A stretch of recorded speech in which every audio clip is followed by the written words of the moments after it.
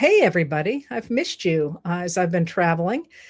And we have here South Minneapolis and the Hudson Valley, New York. Hot and sunny there. It's hot and sunny here. It was cold in Maine just 2 days ago, and today it's 90 degrees. Phoenix, Arizona, 90 degrees. Rochester, New York. Reading, Connecticut. Mukilteo, Washington. You got me on that one. Prospect, Connecticut, Vienna, Austria. Kristen is here from Facebook. So, hi, Kristen, and Facebook is on board. How you doing, Professor Krugman? I know you're on vacation. I'm doing well.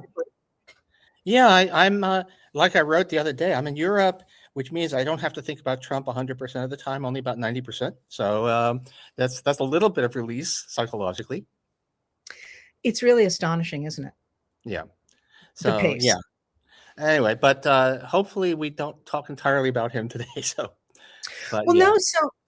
I actually am really interested and would love to hear what you have to say about artificial intelligence, not itself as an entity, but as a factor in the economy. Because boy, it sure looks to me like we are way overinvested in AI.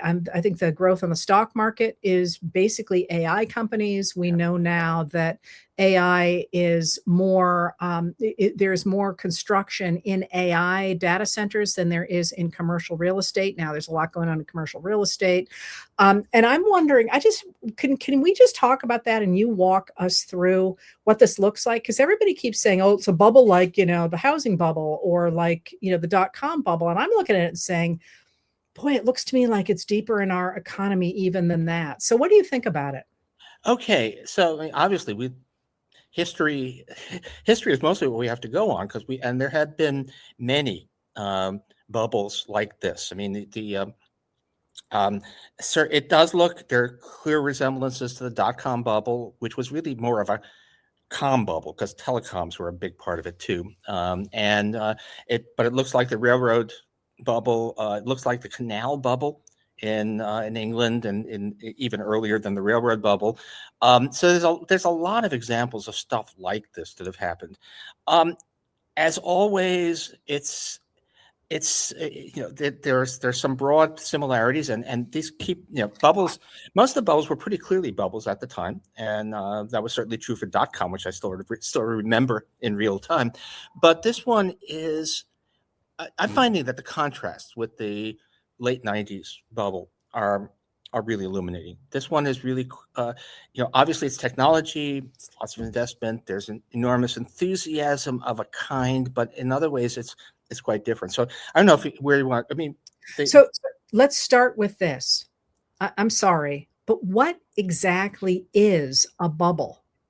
Yeah, it's always a question, but a bubble is. More or less, it means that people are investing in something that isn't really has no realistic chance of paying off, not socially, but just commercially, to an extent that justifies the amount of money being thrown at it. And crucially, pretty much a bubble is something that people do because everyone else is doing it. So, I mean, Bob Shiller, the great bubble theorist of modern economics, said that bubble is a natural Ponzi scheme. It's something where you get in and you make money because other people get in, and people keep on coming in because everybody before them made money, but in the end, it's a game that the money isn't really there. It all depends on fresh crops of suckers coming in, and at some point you run out of suckers. So, in a Ponzi scheme, somebody or a Bernie Madoff does it deliberately. In a bubble, it happens. Naturally, there is nobody orchestrating it, but nonetheless, the logic of it is the same as a Ponzi scheme. And so, basically, there's a lot of pornography tests here. You know it when you see it. But the bubbles are. It's not just the fact that people are wrong, but people are wrong in a kind of what should have been a predictable way, and where it's really something that is sustained by the momentum, by the fact that other people keep on coming in until they don't. Okay, so when historians talk about this, the word that, we'll be talking and somebody will just say tulips. Is that Is that something that you can explain to people, that reference? Because it's kind of a cool story, and when you take it out of the economic system that we understand now, it's easier to see, I think. Yeah, I mean, okay, I'm not really fond of the tulips analogy, but sort of the first thing that people think of as being something like a modern bubble was the tulip mania in the Netherlands, I guess 17th century. Uh, you know, Netherlands was the sort of not quite the first modern economy because they weren't quite modern, but they were on that way. They were commercialized. Were banking, and people were speculating in tulips. Now, tulip bulbs, which were in fact valuable investments, but crazy. People were buying tulip bulbs, and the prices went up because people were buying them, and then their prices went up further. And so, I mean, I'm not really fond of it. I mean, you can see the financial logic there, but there wasn't a whole lot of real investment. People weren't building um, people weren't building tulip infrastructure. They were, but I guess in terms of the psychology, the market logic, it was not that different from railroad shares or .com shares. So yeah, and it is telling you. I guess the fact that this is the Holland of Rembrandt, and there was not only wasn't there an internet, there wasn't even telephones, and yet the psychological logic was the same. And that's kind of telling you that in some ways there's a kind of universality about bubbles. But Well, so when we look at AI now, am I correct that there are two super companies in which the majority of AI money is invested? yeah, I mean, I would have said there are two big ones. There's OpenAI and there's Anthropic, and who are the big players. But it's an industry. It's not just these are the two biggest AI models. So you're either talking to GPT or to Claude, which are the two companies leaders. But then Google has its own model, which is Gemini, and then Elon Musk has a really bad one, Grok, and the and then there's a bunch of Chinese versions, which are where they've taken a very different strategy. So it's a little bit more complicated than that. And then there's this network. So a lot, in a lot of ways, you want to think of this whole AI boom bubble as being a little bit another parallel, but it's a little bit like the California gold rush, where the modelers are the people who are selling Anthropic and OpenAI are like miners, prospectors looking for gold. And what we know in California in the 1840s was that the people looking for gold mostly ended up bust. But the people who made money was basically the Levi Strausses. You didn't make money by finding gold. You made money by selling equipment, by selling jeans and picks and shovels, and also brothels and liquor to the prospectors. And so there's the equivalents of that now are companies like NVIDIA, which is selling the specialized chips that go into this. And there's a bunch of there are companies making a lot of money basically renting out computational capacity. So now we're starting to see at least a little bit of money being made by Anthropic anyway. Claude. All of my friends are playing with Claude, and I just can't get myself up to do it. But which is the vibe coding, which lets you do programming without knowing how to program. And so they're actually making some money because people are subscribing to that service. But it's at this point, it's most of the money being made is from people basically selling equipment, selling the suppliers to this thing. And so the question from a kind of financial economic point of view is whether there will ever be enough revenue, whether people actually end up paying enough for AI, this thing that we call AI, to justify all of the money being thrown at the industry. And history would suggest there's a very good chance that the most likely outcome is no. The most likely outcome is that it will end up being a waste. But again, history doesn't always repeat. So maybe this pays off, but I don't think that explains the enthusiasm. Well, it's interesting because one of the things that you're seeing lately is the changing model for paying AI. That is, most of the use of AI currently is subsidized really quite heavily. For every dollar of computing power that people use, Yeah. it's subsidized between $3 and $25 at the minimum. And the idea that people are actually going to pay the extraordinary costs that certainly right now it would warrant doesn't seem like it's going to happen. Well, there's a question. Let me play devil's advocate here for a second. When the dot-com bubble happened, and when there was all of this stuff, people were offering, all these services on the internet that were really, they had no way. People weren't willing to pay remotely enough to justify the money that was being thrown at it. But what eventually happened was that a few companies managed to create walled gardens. They managed to create enclaves. I mean, essentially, um, Facebook is a walled garden where people pay and or watch ads or whatever. Google basically ended up being a kind of walled garden. I mean, the search was free, but the Google was making money out of pushing targeted ads. The Amazon eventually, we used to joke. I'm old enough to remember when Amazon was famously unprofitable and was never going to be profitable. But it turns out that, well, in the end, Jeff Bezos created he built a moat with all of the infrastructure, the distribution centers, and so now Amazon is a huge moneymaker and evil. But that's another story. And what's happening with the AI is, to a certain extent, they're building walled gardens from the beginning. So I know people who've been using Claude or have been playing with Claude, I think would be a better description, and the results have been terrible. And it turns out that the results are terrible unless you pay, buy a higher tier of service. Now, even there, it's not remotely enough to justify the expense, but clearly Anthropic is trying to create a situation in which people get hooked on vibe coding and then end up, well, they're addicted, and they're going to end up shelling out large amounts of money to have the Claude that works. And something like that, you can already see the outlines, at least of how the industry intends to make money. Now, history suggests that usually there are only a few winners. Although one thing that's also different.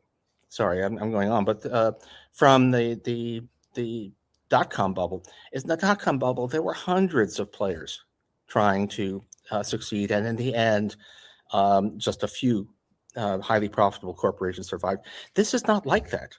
This industry, at least on the U.S. side, is just a handful of players. So the chance that one or two or maybe three big AI models will end up becoming highly profitable monopolies it's not that remote. So, as I say, things tend to be somewhat different. Now, my guess is that probably, I mean, that we don't want to talk about what AI is exactly, but it's there are some, I think, inherent weaknesses of it.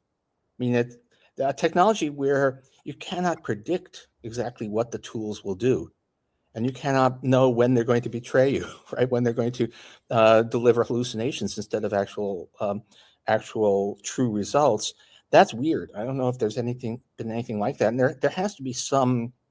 You have to wonder just how much can we rely? Will our society be willing to rely on stuff that every once in a while just decides to go crazy or basically turn Frankenstein's monster on you? So so that would be my guess, but it's not as if there's no possible way these guys could make money. Well, but there is something interesting in it as well, and I think you've identified that many of the things that we're identifying as bubbles actually start with a product that people want. Yeah. They don't have to create their own markets. And the other piece of that is I certainly have heard people say exactly what you're saying, that there will be a fallout where we'll get a few good ideas out of where we are, and then you can have your walled gardens around those things. But it's rare. I mean, I can think of an occasion for it. I mean, we get the Union Pacific Railroad in the 1860s because Congress recognizes that people actually would like to get to California, but if you actually wait for there to be enough of a market in the plains to get those railroads going all the way to California, you're going to be waiting a very long time. So they put the money up to create a market for those railroads.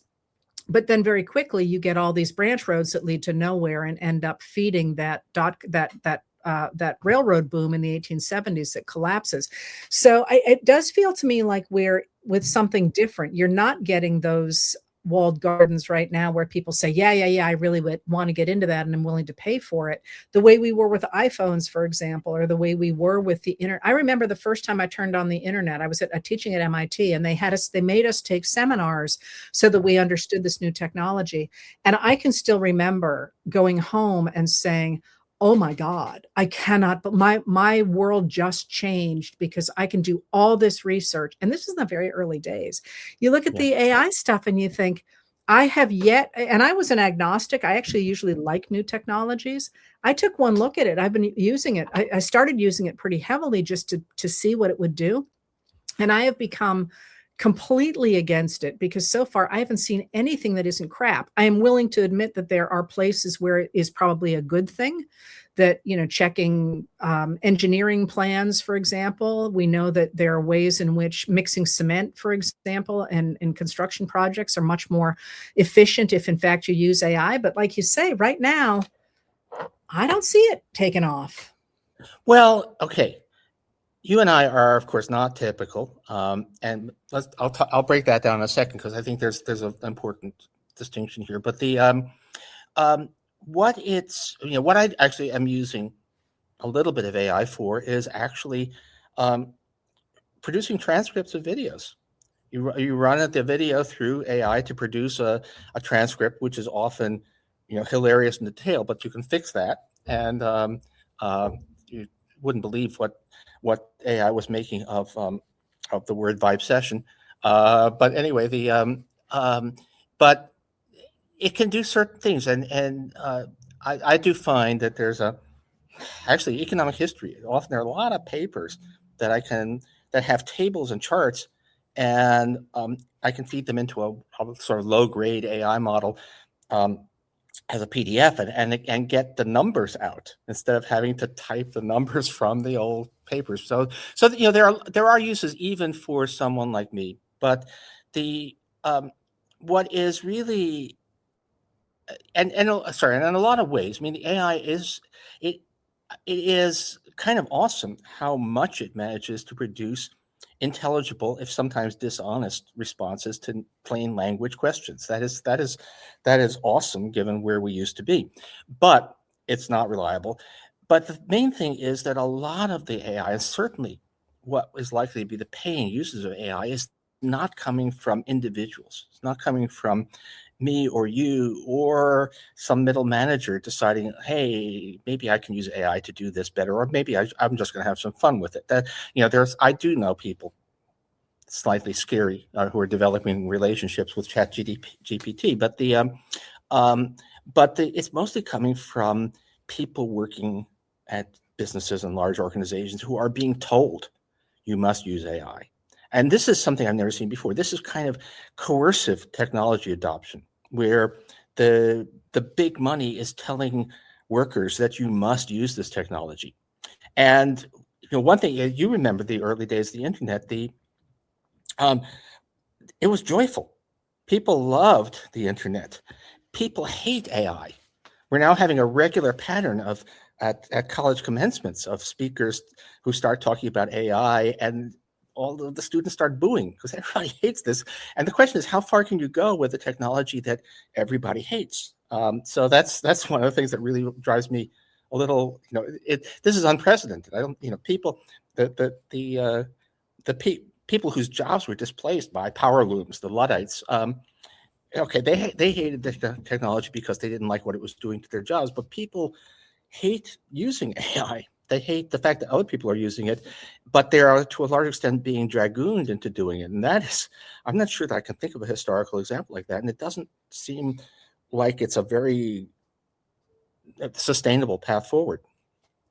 So Henry Ford would have something to say about trying to force people to take on new technologies. I actually saw an Edsel a few years ago. I'd never seen one. I'd always just heard about how much they were rejected. And I saw it and I'm like, that's it? They just didn't like the front grille? They're like, yeah, people just didn't like the front grille and they wouldn't do it. But that brings up another question for me.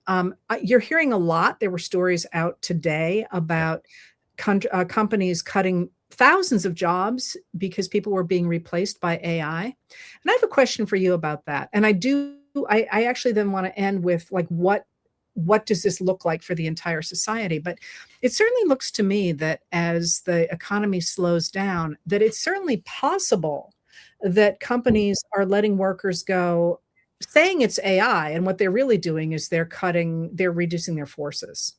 Is it right that AI is possibly simply being a cover for people who wanted to downsize anyway? Well, there's some of both. I mean, if you are a company that wants to lay off workers, and actually if you're a company that wants to, in effect, increase the workload on a smaller number of workers, then AI is a great cover story. You can say, oh, we're doing this because of the wonders of modern technology. And by the way, we expect you to, in effect, put in 10-hour days. But I think this is real, but the question really is more how we keep on getting stories of companies that have laid off a lot of workers, saying that AI can do the job and then finding out that no, it can't. And now I don't think this is all fake. I mean, if we say that AI is mostly just kind of doing routine stuff, or it's delivering, in effect, some of my friends who actually work on this, Henry Farrell, they say that AI is a social technology. It's really what it's doing is it's basically agglomerating what lots of people have said, and it's delivering back to you what a lot of people who know something about a subject would say if asked the question you ask. And it's not understanding. There's no mind there, but it is kind of delivering a kind of aggregated standard response. And a lot of jobs are like that. If you're talking to the help desk at a call center somewhere thousands of miles away, it's the person that you're talking to. If there's an actual person, may very well be there with a 3-ring binder looking for what am I supposed to say, and AI can replace that job. AI is basically doing this much the same. A lot of people are doing fairly routinized, standardized, just the common opinion of common opinion responses to things as a way of doing their jobs. So that's real. So it's not just that AI is an excuse, but again, the excuse. I mean, there's nothing. We always see this, right? Businesses, to the extent that businesses care either what their workers feel or what their customers feel, stuff happening, external excuses are always a big. I mean, this is the story of greedflation. That companies may raise prices when there's an energy crisis, not because their actual costs have gone up, but because with everybody raising prices, who will notice if I get greedy? So there's something like that on AI and jobs as well. Don't know. I mean, and again, there are enough stories now of companies that have laid off all of their experienced professionals for AI, and then it turns out, well, the experienced professionals could actually deal with questions that were not routine, could actually didn't hallucinate, and so they're finding that they made a mistake. But it's amazing how little we know about how this works. I don't remember there being so much uncertainty about what you could actually do with the internet. And of course, I don't have any memory of what people thought you could do with railroads. But I think this is kind of unprecedented as this massive technology that we're investing trillions of dollars in, and still nobody quite knows how it works or what it will do. Well, and that's, I want to end with what my real question is. That is, if I'm correct, and these people I'm reading are correct about it looking like a real bubble. Yeah. To what degree, and again, the reason I use the comparison of the 19th century railroads, or you could do the 1920s with cars, the investment in AI, in data centers, in in hiring practices, certainly in investments, certainly in NVIDIA and all these different places that are tied into that specific technology. What does it look like if that bubble bursts? Now, I've heard, from a lot of people, you included, that we're going to get some good technologies out of it no matter what happens. And I agree with that. We always do. But with all the pressures that are on the American economy right now, I'm worried. And should I be? Yeah. Let me give you good news, sort of, and bad news, definitely. The good news, sort of, and I say sort of for a reason, is that on the face of it, if you just look at the scale of the AI investment, that you would say that's the whole economy. That's driving all of our economic growth. But it turns out that an awful lot of the AI spending is actually imported tech gear. It's actually imported chips and computer equipment and so on, so that if the AI bubble bursts, a large part of the bubble bursting will actually be a fall in U.S. imports rather than a big be a big shock to the domestic economy, but not nearly as much as you might think. That's one of the. There's been a back and forth about how much of recent growth is just AI, and it turns out that just looking at the raw number misses the high import intensity of the stuff. So it's not, in some ways, this is a shock to the world economy and not so much to the U.S. economy specifically. So I guess that's kind of good news. Not so good for other countries, but Taiwan is experiencing an enormous economic growth because of all the chips they're selling to U.S. AI companies. So, there's a lot of the bad news will end up showing up in Taiwan rather than in the U.S. The bad news, the dot-com, again, and this would have been true of railroads as well, the dot-com bubble, in terms of the actual money laid out, the really big stuff was telecoms rather than dot-coms. It was the telecommunications companies investing especially in fiber optics, laying down tremendous amounts of fiber optic cable, which stayed unused for a long time. There was lots of dark fiber after the dot-com bubble burst. But it was still there. Fiber optic cable doesn't depreciate rapidly. It was still there in the ground and eventually got used, as we found. So it was a lot of useful investments. As I understand it, these data centers that are being built, the investment in chips, the investment even in software, this stuff will depreciate physically pretty fast. It will become outmoded pretty fast. So I think there's likely to be a much higher proportion of just wasted investment that never finds a use out of this boom than there was out of the last tech boom. So not so great. And especially, by the way, and just last thing, the Chinese are they are taking a very different approach. They're building much more limited models that just don't use as much information, but get a high fraction of the performance, use a lot less energy. If the world ends up going to that model of AI instead of the all-encompassing ones, then we will have just wasted the money. We will have spent a lot of money on building super impressive stuff that nobody actually wants to use. So there's a chance that we may have an exceptional, much more, railroads. Obviously, the railroads still had railroads. You could use the tracks later on. You could use dark fiber. You could actually, the sort of the I think the original boom that looks something like this was in fact the British Canal boom around 1800. All of those left usable legacies, and this one might not. Wow, fascinating! Absolutely fascinating. Thank you. It's always a pleasure to talk to you. Good to be on. Let's do this again. Yeah, I think we're on the schedule. And thank you everyone for coming.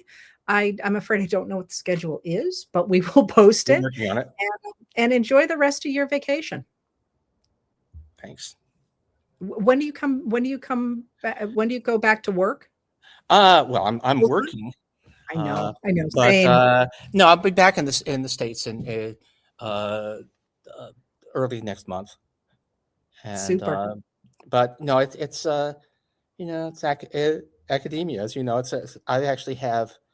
We're not live anymore, are we? Yes, we are. Yes, we are. So yes. I'll just tell you that I have academic connections and stuff. I'm about to go on on Dutch TV. I guess I can tell you that much, and so which is why I'm not as casual as I usually am. And so I'm not sure. We're getting some vacation in.